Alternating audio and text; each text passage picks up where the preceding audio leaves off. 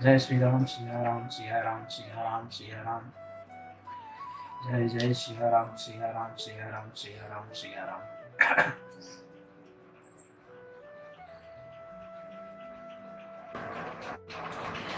जग बहु नर सर सरि सरस भाई, जे निज बाढ़ बढ़ई जल पाई।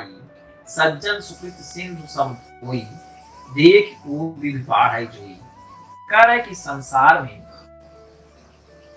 ज्यादातर लोग ऐसे हैं जो अपने खुशी को ही खुशी समझते हैं, अपनी समृद्धि पर ही समृद्धि समझते हैं, अपने दुख को ही दुख समझते हैं, अपने सुख को ही सुख समझते हैं। वो दूसरों की खुशी पर खुश नहीं होते, दूसरों के दुख पर दुखी नहीं होते। जैसे एक तालाब होता है, जैसे एक तालाब होता है, उसमें जल बढ़ेगा तो ही वो बढ़कर बड़ा होगा। लेकिन एक समुद्र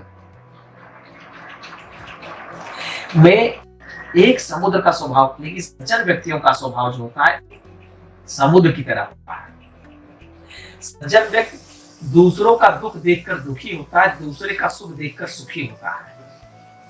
अपने सुख दुख से तो दुखी होता है, लेकिन दूसरे का सुख देखकर सुखी होता है, दूसरों का दुख देखकर दुखी भी होता है। उसका स्वभाव एक समुद्र की तरह होता है, जो बढ़ते हुए चंद्रमा को देखकर समुद्र की लहरें हिलोरे लेने लगती है, प्रसन्न होने लगती है। यह स्थिति कब होती है समुद्र में? जिस समय धरती का चक्कर चंद्रमा लगा रहा होता है। चंद्रमा जब चक्कर लगाते काफी नजदीक में आता है तो समुद्र में ज्वार भाटा उठने लगता है, उसकी लहरें ऊंची ऊंची उठने लगती है। आकर्षण की वजह से पृथ्वी और चंद्रमा के बीच आकर्षण, गुरुत्वाकर्षण के कारण ज्वार भाटा उठने लगती है। तो उसकी तुलना गोस्वामी जी कह रहे हैं कि बढ़ते हुए चंद्रमा को देखकर इसकी समुद्र प्रसन्न हो जाता है और अपनी लहरें उछालने लगता है। तो ऐसे सज्जन स्वभाव के व्यक्ति बहुत ही कम होते हैं। भाग छोट अभिलाष बढ़, करम एक विश्वास। पाए हैं सुख सुनि सुजन, सब खल करी हैं उपहास। तो स्वामी जी कह रहे हैं मेरा भाग्य बहुत छोटा है, मैं तुच्छ व्यक्ति हूं, लेकिन मेरी अभिलाषा बहुत बड़ी है। अभिलाषा बड़ी क्या है? मैं प्रभु श्री राम, ये श्री रामचरित मानस की रचना करने की पहले की बात है, उसके भाव को प्रकट कर कह रहा है कि मेरा भाग्य बहुत छोटा है, लेकिन मेरी इच्छा बहुत बड़ी है। लेकिन मैं एक विश्वास के साथ कह सकता हूं कि जो सज्जन व्यक्ति हैं, जो सज्जन व्यक्ति हैं, मेरी इस रचना को पढ़ेंगे, सुनेंगे और समझेंगे तो प्रशंसा करेंगे। लेकिन जो दुष्ट स्वभाव के हैं, जो राम विरोधी हैं, हरि विरोधी हैं, धर्म विरोधी हैं, इसको सुनेंगे, कहेंगे और इसका उपहास करेंगे। खल परिहास होई हित मोरा, काक कहे कल कंठ कठोरा। हसई बक दादुर चतकाही, हसई मलीन खल विमल बत कही। कर है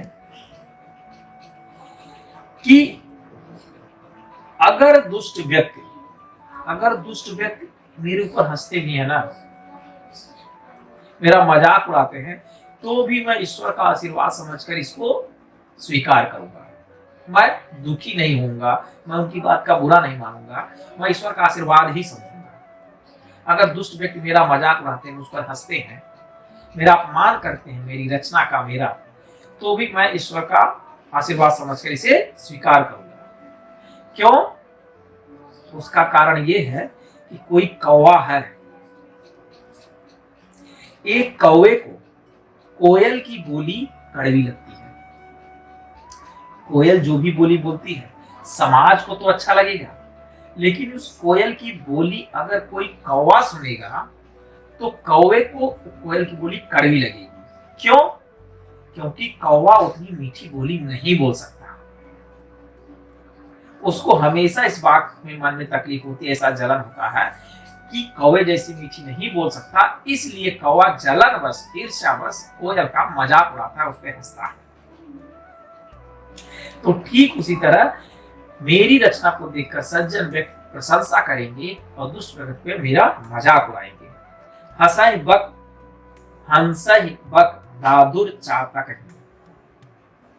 बकुला हंस को देखकर जिस तरह बकुला अप्रसन्न होकर उसका मजाक उड़ाता है और चातक को देखकर दादुर यानी मेढक मजाक उड़ाता है, उसी प्रकार से दुष्ट व्यक्ति मेरी इस रचना का मजाक उड़ाएंगे, हंसी करेंगे, लेकिन सज्जन व्यक्ति इसका प्रशंसा करेंगे और गुणगान करेंगे। कवित रसिक न राम पद नेहु, तिन कह सुखद हास रस एहु। भाषा भनित भोरी मति मोरी, हंसबे जोग हंसे नहीं।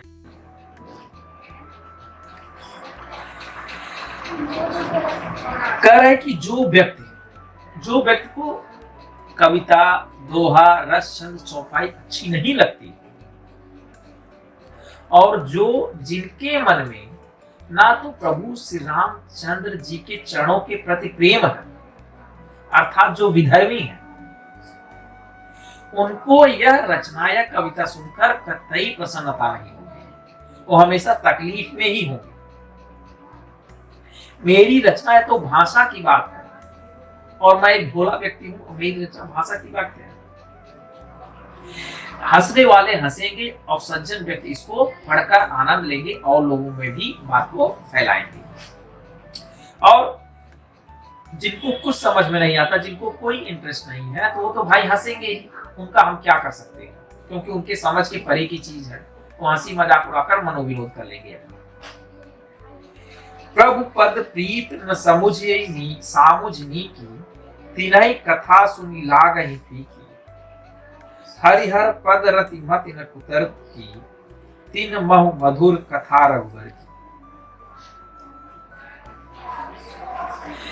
करें कि जिनको प्रभु श्री राम के प्रति ना तो प्रेम है, ना तो उनकी समझ ही ठीक है, तो उनको प्रभु की गाथा, एक गुणगान, हर चर्चा उनको बहुत फीकी लगती है, उनको अच्छा नहीं लगता।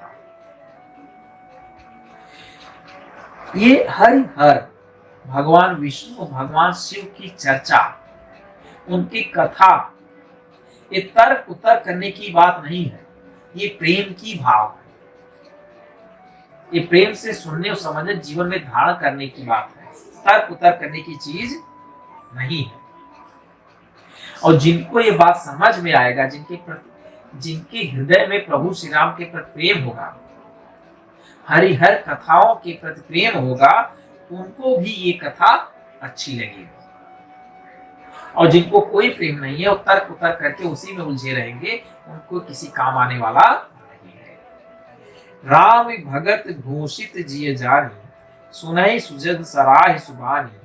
कवि न हो नहीं वचन प्रवीण, सकल कला सब विद्याहीन।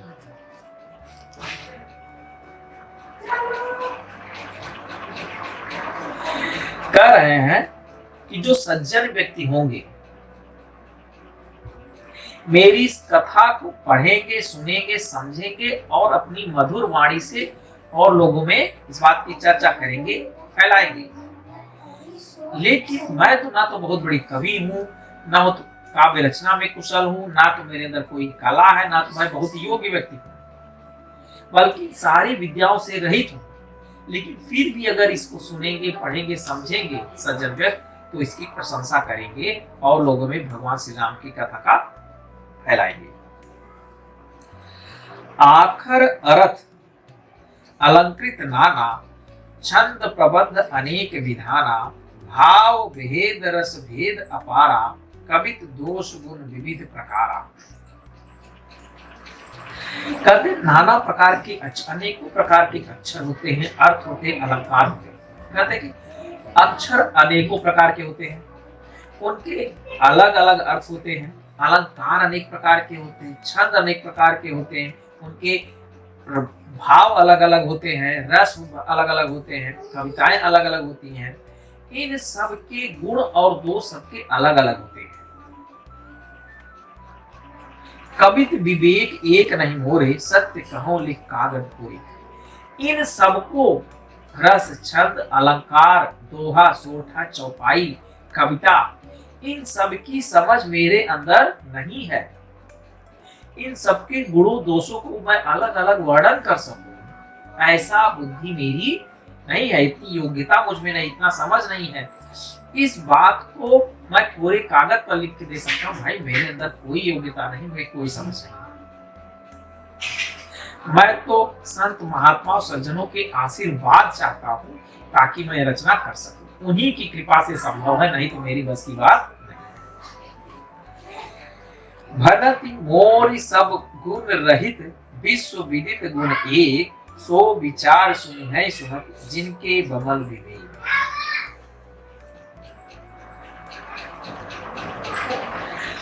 कह रहे कि जो मैं रचना रचने जा रहा हूं, कर रहा हूं, ये सब गुणों से रहित, इसमें कोई गुण नहीं है, मेरी रचनाओं में कोई सद्गुण नहीं है, लेकिन इसमें एक जगत प्रसिद्ध प्रभु श्री राम की कथा का वर्णन है, जीवन गाथा है, जिसके कारण ये बहुत ही प्रसिद्ध होगा और निर्मल बुद्धि वाले सज्जन व्यक्ति, ज्ञानी व्यक्ति इसको पढ़ेंगे और सुनेंगे और लोगों को सुनाएंगे। यानी मेरी योग्यता के कारण नहीं हो रहा, ये प्रभु श्री राम के कारण ही इसकी उसकी प्रसिद्धि होगी। यही मह रघुपति नाम उदारा, अति पावन पुराण श्रुति सारा, मंगल भवन अमंगल हारी, उमा सहित जहि जपत पुरारी।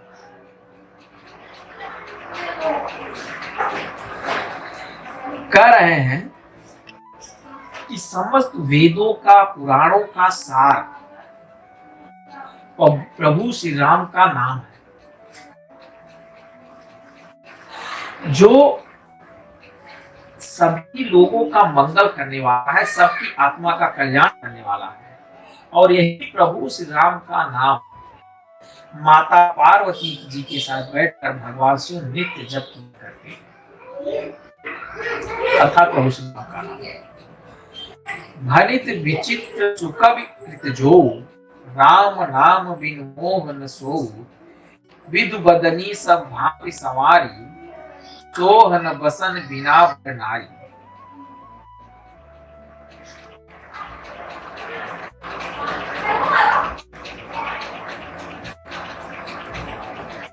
कह रहे कि कोई भी कविता कितना ही अच्छा रचना गई, कोई कवि है, वो कवि अगर अपनी रचना को कितना भी अच्छे ढंग से रचना क्यों न करे, अगर उसमें प्रभु श्री राम का वर्णन नहीं है, प्रभु श्री राम की गाथा नहीं है, तो वो रचना उसकी फीकी फीकी सी है, वो शोभा नहीं पाती।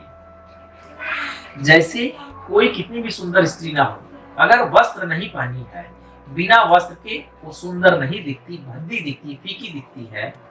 ठीक उसी प्रकार से जो कोई भी कविता हो, कोई भी रचना उस प्रभु श्री राम के गुण के, गाथा के, उनके नाम के बगैर फीकी लगती है, अच्छी नहीं लगती। सब गुण रहित कुकवि कृत वाणी, राम नाम जस अंकित जानी, सादर कहें सुनय बुधताहि, मधुकर सरस संत अनुरागी।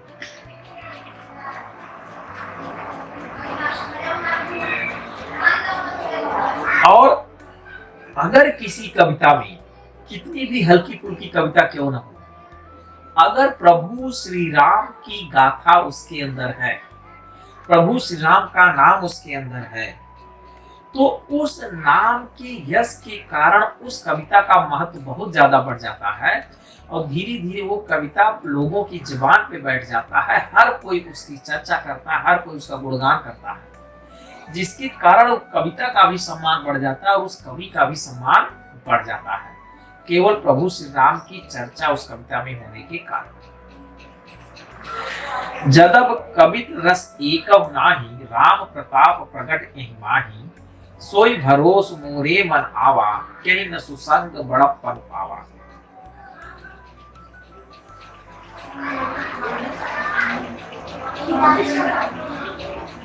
कह रहे हैं कि मेरे रचना में, मेरी कविता में एक भी रस नहीं है, कोई आनंद नहीं है, कोई अच्छाई नहीं है, लेकिन प्रभु श्री राम का वर्णन इसमें हुआ है मुझे पूरी तरीके से भरोसा है कि जो बड़े लोग हैं, जो सज्जन व्यक्ति है, इसका जरूर गुणगान गाएंगे और जरूर इसको पढ़ेंगे, समझेंगे, हरताल करेंगे। धूमौ तजै सहज करु आई, अगरु प्रसंग सुगंध बसाई, भनित भदेश वस्तु भलिकर बरनी, राम कथा जगमंगल करनी। कह रहे हैं कि धुआं, धुआं के अंदर अगर मिला दिया जाए, अगर मतलब होता है पुष्प, पुष्प का अर्क, अनेक प्रकार के पुष्प होते हैं जिसमें सुगंध होता है, सुगंध युक्त पुष्प के अर्क से बना हुआ कोई चीज जलाओगी, उसमें जो धुआं निकलेगी, धुआं का स्वभाव कड़वापन होता है। किसी घर में धुआं जला दो तो आंख में कड़वा कड़वा लगने लगता है, एक सांस लेना मुश्किल हो जाता है। लेकिन पुष्प के अर्क अर्थात अगर को जलाया जाए तो उसका जो धुआं निकलेगा, यानी धुआं उस अगर के साथ मिलकर, अगर यानी अगरबत्ती जैसा, धुआं उस अगरबत्ती के साथ जब जलती है मिल करके एक सुगंध आ जाता है। मनुष्य अपने घरों में लगाते हैं और सुगंध पूरे घर में सुगंध फैल जाता है, लोग उसको सुनकर आनंदित होते हैं। ठीक उसी प्रकार मेरी कविता एकदम रसहीन है, बेकार है, लेकिन प्रभु श्री राम का वर्णन होने की वजह से इसका महत्व बहुत ज्यादा बढ़ गया। लोग इसको सुनकर समझकर आनंदित होंगे। राम कथा की वजह से ही मेरी रचना सबका मंगलमय करेगी, सबका कल्याण। मंगल करण कमल कलिमल हर, तुलसी कथा रघुनाथ की, गति क्रूर कविता सरित की, ज्यों सरित पावन पात की, प्रभु सुजस संगत घनित भली हो, वही सुजस मन भावनी, अंग भूत स्मशान की, सुमिरत सुभावन पावनी। गोस्वामी तुलसीदास जी कह रहे हैं कि जिस प्रकार से गंगा की धारा चलती है तो एक टेढ़े मेढ़े रास्ते बनाते हुए चलती है, वो रास्ता देखकर रास्ता पथ आपको अच्छा नहीं लगेगा, भद्दा लगेगा, लेकिन वो जल जो है सबका कल्याणकारी करने वाली होती है।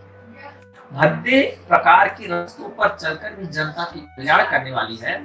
उसी प्रकार से मेरी रचना रसहीन है, आनंदहीन है, लेकिन प्रभु श्री राम की कथा को समाहित करने के कारण पूरे समाज का, पूरी जनता का मंगल कार्य करने वाली है।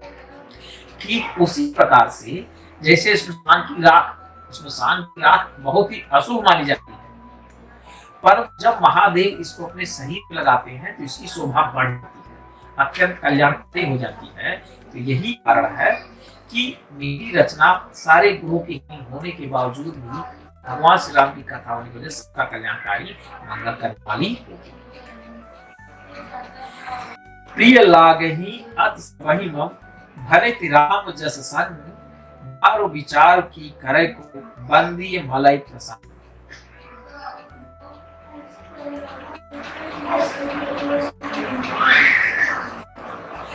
कह रहे कि प्रभु श्री राम मेरी रचना में तो कोई अच्छाई नहीं है कि प्रभु श्री राम के नाम के कारण मेरी रचना लोगों कल्याणकारी होगी। जैसे मलय पर्वत के पूरे विश्व में चंदन केवल मलय पर्वत पर होता है, चंदन की लकड़ी, चंदन का पेड़ मलय पर्वत दक्षिण भारत के, वहीं पर चंदन की लकड़ियां होती है, चंदन होता है। तो कहा कि एक काठ मलय पर्वत के संपर्क में आकर चंदन बन जाता है। गोस्वामी जी कह रहे हैं कि एक काठ यानी लकड़ी मलय पर्वत के चंदन पर उगने के कारण चंदन बन जाता है, उसका समाज में सम्मान बढ़ जाता है, योग्यता डिमांड बढ़ जाती है। उस प्रकार से मेरी कविता प्रभु श्री राम जी की कथा के संपर्क में आने की वजह से अत्यंत कल्याणकारी और मंगलमय हो गई। श्याम सुरभि पय विशद अति, गुणद करहि सब पार, गिरा ग्राम में श्री राम जस, गावहि सुजान। कहते हैं कि मेरी ये जो कविता है, मेरी जो रचना है, एकदम गांव की भाषा में कही गई है। गांव की भाषा में कहने के बावजूद भी बड़े बड़े पढ़े लिखे योग्य व्यक्ति भी इसको गाएंगे, समझेंगे, सुनेंगे और लोगों तक फैलाएंगे। ये नहीं सोचेंगे कि तो बड़ी गांव की भाषा है, इसको मैं क्यों स्वीकार करूं। नहीं, क्योंकि ये लोगों की मंगलकारी करने वाली है, इसलिए करेंगे। जैसे गाय कितनी भद्दी क्यों ना हो, कितनी काली क्यों ना हो, लेकिन उसका दूध जो होता है लोगों का कल्याण करने वाला होता है, कल्याणकारी होता है, इसलिए लोग उसको पीते हैं। काली गाय का भी दूध पीते हैं क्योंकि वो कल्याणकारी होता है। ठीक उसी प्रकार से मेरी रचना पूरे गंवई भाषा में है, फिर भी लोग इसको पढ़ेंगे, सुनेंगे, समझेंगे और अपना कल्याण करेंगे। मणि माणिक मुक्ता छवि जैसी, अहि गिर गज सिर सोहन तैसी, नृप किरीट तरुणी तनु पाई, लहै सकल शोभा अधिकाई। कह रहे कि मणि, माणिक मोती, जैसे मणियों का हार बना हो, माणिक का हार बना हो, मोतियों का हार बना हो, कहने मतलब किसी बहुमूल्य पदार्थ, बहुमूल्य पत्थर से कोई हार बना हो, तो वो हार किसी सांप के गले में पहना दो या किसी पर्वत पर फेंक दो, किसी हाथी, किसी जीव जंतु को पहना दो, तो उतनी शोभा प्राप्त नहीं करेगी। वह मणि माणिक से बना हुआ हार, वो आभूषण या तो राजा के मुकुट पर शोभा देगा या तो किसी सुंदर व्यक्ति के शरीर पर रख दिया जाए तो ही सुशोभित होगा, चाहे स्त्री हो या पुरुष, उसके शरीर पर शोभायमान होता है। यानी किसी भी चीज का महत्व उसके अलग अलग स्थान पे होता है, उसको अलग स्थान करेंगे तो उसकी शोभा और बढ़ जाएगी। जैसे सुकवि कवित बुध कहै, उपजै अनत छवि लहै, भगत हेतु विधि भवन बिहाई, सुमिरत सारद आवत धाई।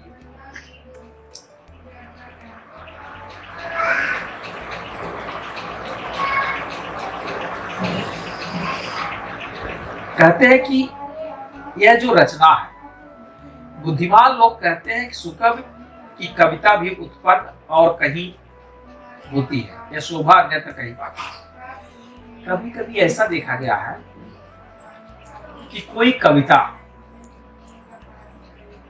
या कोई रचना, कोई पुस्तक, जैसे समाज में आप देखेंगे अमेरिका का कोई भी लेखक कोई पुस्तक लिखता है तो हो सकता है कि वो वहां उतना फेमस ना हो, लेकिन भारत में किसी अन्य देश में बहुत ज्यादा फेमस हो जाए, या भारत में कोई चीज रचना, कोई लेख की लिखी गई, भारत में उतनी फेमस नहीं, कहीं और बहुत ज्यादा सम्मान हो, तो इस तरह का देखा जाता है। ठीक उसी प्रकार से कवि के स्मरण करते ही, जैसे कि माता सरस्वती तो ब्रह्मलोक में निवास करती है, लेकिन जब धरती पर बैठा हुआ व्यक्ति माता सरस्वती की वंदना करता है तो वो उसके लिए ब्रह्मलोक छोड़ करके दौड़ी चली आती है। रामचरित सर बिनु अनवाए, सो श्रम जाय न कोटि उपाय, कवि कोविद अस हृदय विचारी, गावै हरि जस कलिमल हारी।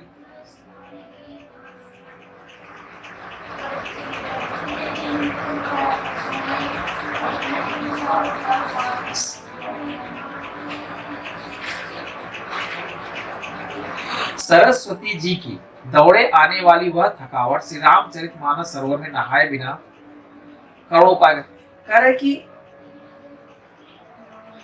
जब मैं माता सरस्वती का आवाहन करता हूं तो माता सरस्वती ब्रह्मलोक छोड़कर धरती पर आती है।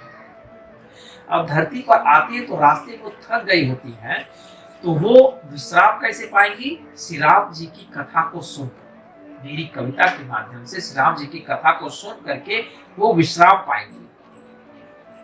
कवि और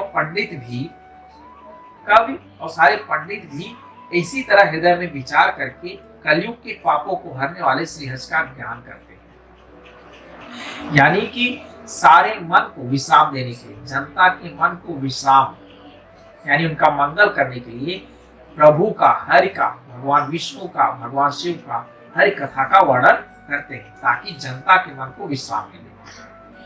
किन्हें प्राकृत जन गुण गाना, सिर धुनि गिरा लागत पछिताना, हृदय सिंधु मत सीप समाना, स्वाति शारदा कहीं सुजाना।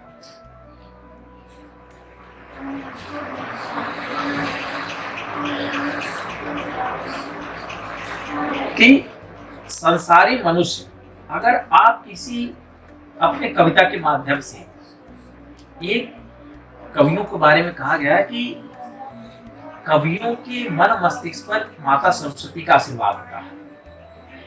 एक कवि के मन मस्तिष्क पर माता सरस्वती का आशीर्वाद होता है। और जब वह व्यक्ति अपने कविता के माध्यम से ईश्वर का गुणगान न करके किसी सांसारिक मनुष्य का गुणगान करता है कविता के माध्यम से, तो माता सरस्वती भी सिर ढूंढकर पछताने लगती है कि मैंने किस कैसे कैसे व्यक्तियों पर कृपा कर दिया।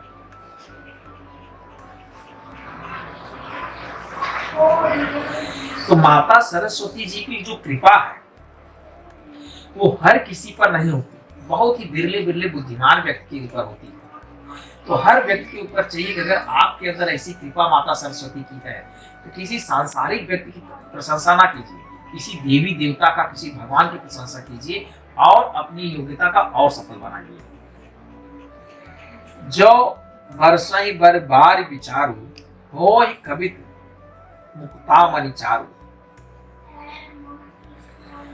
इसमें यदि श्रेष्ठ विचार रूपी जल बरसता है तो मुक्ता मणि के समान सुंदर कविता होती है। और कहते जब कोई कवि है उसके अंदर जब माता सरस्वती की विशेष कृपा होती है तो एक सुंदर विचार बनने लगता है। जब उसके मन मस्तिष्क में सुंदर विचार बनने लगता है तब वो कविता के माध्यम से पन्नों पर बिखरता है। तब वो बात एक कविता का रूप धारण करके जनमानस के अंदर आती है। जुगुति वेद पुनि है रामचरित बरताग, पहिरहि सज्जन विमल उर शोभा अति अनुभाव।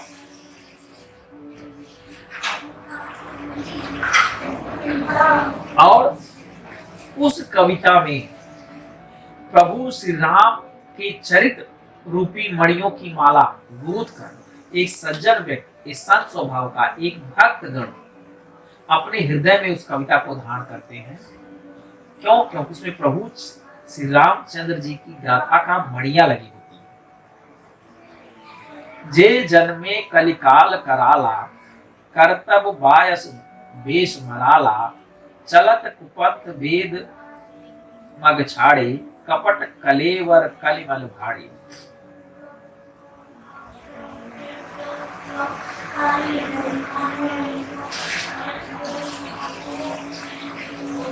कि बहुत सारे ऐसे लोग हैं, बहुत सारे ऐसे लोग हैं इस कलयुग में जो कलयुग में जन्म तो लिए हैं, जिनकी करनी कौवे के समान है, बगुले के समान है, लेकिन उनका वेश आप देखेंगे हंस जैसा है। उनका वेशभूषा बोलते हैं तो जैसे हंस के समान, लेकिन उनके कर्म, आचार व्यवहार एक कौवे के समान है। वो वेद मार्ग को छोड़कर कुमार्ग पर चलते हैं। तो ऐसे लोग कलयुग में बड़े ही पापी कहलाते हैं। भले उनका वेश कितना भी सज्जनों का वेश क्यों ना हो, लेकिन उनके कर्म की वजह से वो पापी कहे जाएंगे।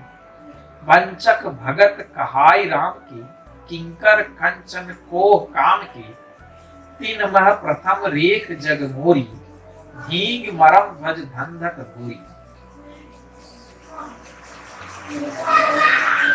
कह रहा है कि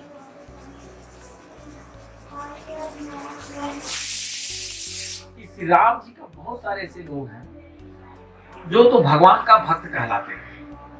भगवान का भक्त कहलाते, मैं भगवान का भक्त, भगवान का भक्त, भगवान का भक्त कहकर लेकिन लोगों को ठगा करते हैं, उनके धन का शोषण करते हैं, क्रोध और काम की गुलाम है, वो धन के लालची है, उनको बात बात पर क्रोध आ जाता है, वो अपने काम वासना के गुलाम, वो डींगे मारते हैं और स्वयं को धर्म का ध्वज लेकर खड़ा हुआ बताते हैं। तो ऐसे कपट के धंधों का बोझ ढोने वाले हैं संसार के ऐसे लोगों में सबसे पहले मेरी है। कहते हो सकता है कि मैं भी ऐसा हूं। तो स्वामी जी कह रहे हैं कि हो सकता है कि मैं भी इतना तुच्छ व्यक्ति था, लेकिन मेरी रचना प्रभु राम के गाथा से सने होने के कारण लोगों में प्रसिद्ध है। जो अपने अवगुण सब कहूं, बाढ़े कथा पार नहीं लहूं, ताते मैं अति अल्प बखाने, थोड़े महु जानी है सयाने। कह रहा है कि अगर मैं अपने सारे अवगुणों को कहने लगूं तो कथा बहुत बड़ी हो जाएगी, मैं पार नहीं पाऊंगा, क्योंकि मेरे अंदर बहुत सारी कमियां हैं। मैंने अपने तो बहुत कम अवगुणों का वर्णन किया, लेकिन मैं मानता हूं कि जो बुद्धिमान व्यक्ति होंगे थोड़े में ही सब कुछ समझ जाएंगे। यानी मेरे अंदर कोई योग्यता नहीं है, सारी कृपा, सारी दया सब साधु संतों का, महात्माओं का, प्रभु श्री राम की कृपा है। समुझ विविध विधि बिनती मोरी, को न कथा सुन दे हैं खोरी, एते पर करी है जे असंका, मोय ते अधिक ते जड़ मति रंगा।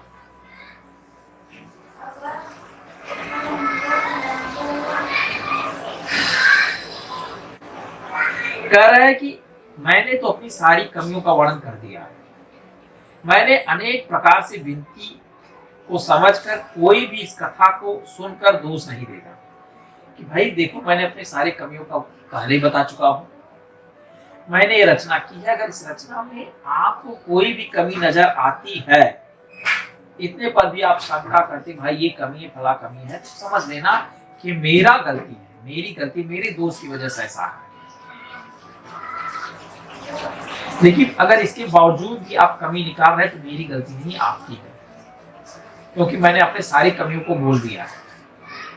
अगर आपको कमी नजर आती है तो आप उसको समझ लीजिए। कभी न हो नहीं चुके चतुर कहाओ, मत अनुरूप राम गुण गावो, कह रघुपति के चरित अपारा, कह मत मोर निरत संसारा। गोस्वामी जी कह रहे हैं न तो मैं कवि हूं, ना तो चतुर हूं, ना तो बहुत बुद्धिमानी व्यक्ति की तरह भगवान श्री राम का कोई गुण गाता हूं। भगवान का चरित्र अपार है, अनंत है, अनंत हरि कथा अनंता। भगवान की कथा अपरंपार है, लेकिन मेरी सांसारिक बुद्धि बहुत छोटी है। संसार में मेरी बुद्धि बहुत छोटी है और भगवान की कथा बहुत अपार है। जय मारुत गिर मेरु उड़ाही, कहूं तूल केहु लेखे माही, समुझस अमित राम प्रभुताई, करत कथा मन अति कदराई।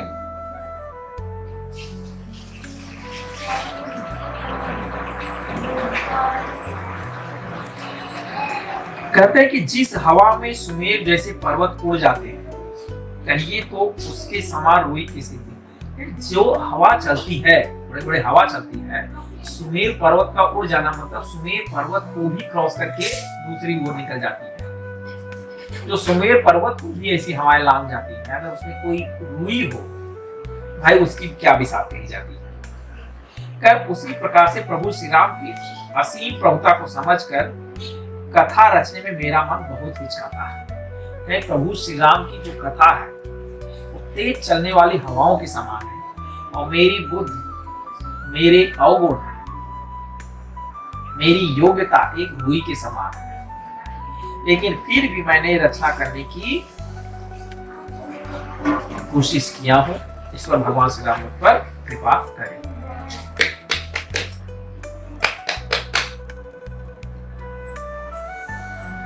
जय सिया राम, सिया राम, सिया राम, सिया राम, सिया राम, सिया राम, सिया राम, सिया राम, सिया राम, सिया राम, सिया राम।